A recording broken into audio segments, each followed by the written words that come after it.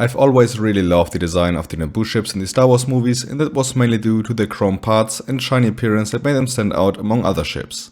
Sadly, LEGO doesn't really do chrome parts anymore, and the one and only chrome LEGO Star Wars set was the old UCS Naboo Starfighter from 2002, which costs a small fortune nowadays. Since LEGO stopped doing chrome parts in most of their sets, my dreams of an official Nubian Royal Starship are pretty much destroyed.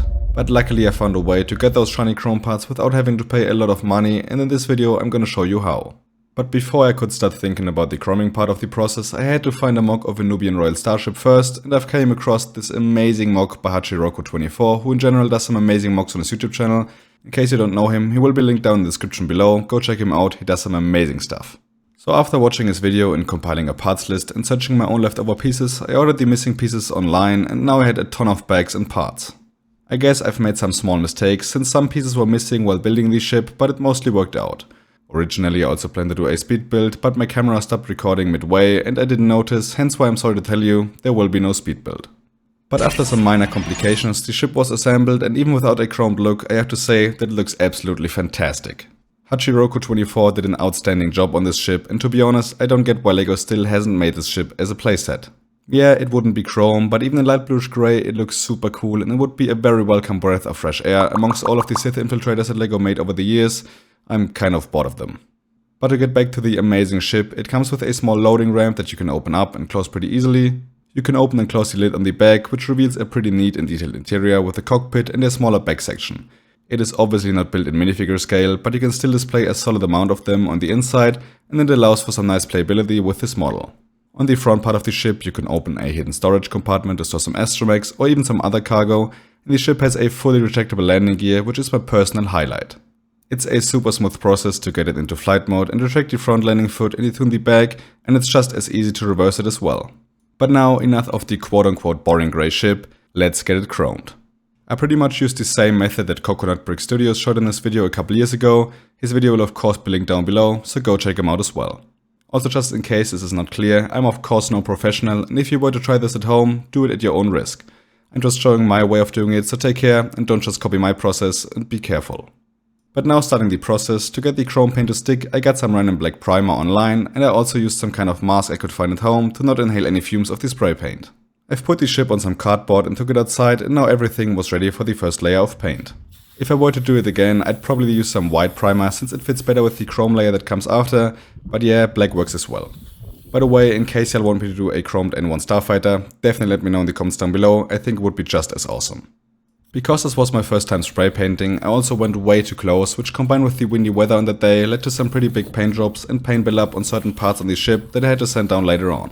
Not a big deal, and I later on sprayed from a further distance, but I just wanted to point this out in case anyone wants to try this at home, make your life a little easier. So after the first layer was done, I let it dry for a while, and after that took it into my garage to paint it at a more calm place without too much wind. I spray painted the bottom of the ship and repeated the process on both sides once again, and then the Nubian ship was ready for its chrome layer. But before I start with that, I have to say that an all matte black ship does look pretty cool. But since we're obviously not here for that, I then proceeded to spray both the ship and the landing gear with a random metallic chrome spray paint that I once again ordered online, and slowly but surely the ship was coming together. Just like the priming process, I spray painted the bottom side as well, and then repeated that process a second time so that each side had 2 layers of paint and no unpainted or primed parts left. And now that I was done painting, the Nubian Royal Starship could shine in all of its chromed out glory, and I have to say that I'm super happy with the finished result. When I started this, I wasn't sure if it's gonna turn out the way that I imagined, and even if it's gonna work out at all, but now seeing the finished ship in front of me, I am more than satisfied with the way it turned out. Is it perfect? No, absolutely not. But considering that this is the first time that I tried something like this, I think that the result is more than presentable. The chrome paint is super shiny, and while the color is a little dotted when you look up close, I think that especially from afar, the ship looks incredible. I still have a lot to learn, and in case y'all have any tips on improving my process, definitely let me know in the comments down below. In general, if you enjoyed this video so far, go hit that like and subscribe button to support the channel and more of these mock projects. I'd love to do a ship from episode 2 or even an N1 Starfighter. But now apparently finished Nubian mock with a bunch of minifigs and Qui-Gon and Maul dueling elevates the look to another level and really brings the ship to life.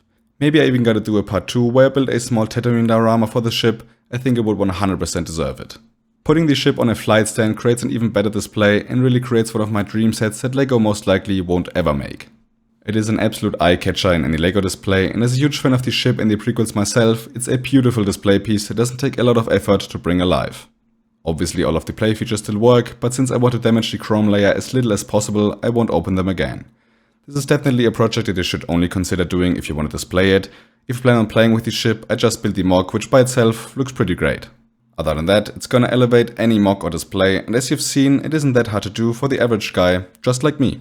But now, definitely let me know in the comments down below what you think of the finished model. Also feel free to let me know if you would like to see a part 2 where I build a tattooing display for the ship, or even better, a part 2 where I try and make an N1 starfighter, which I'm sure is a little more complicated.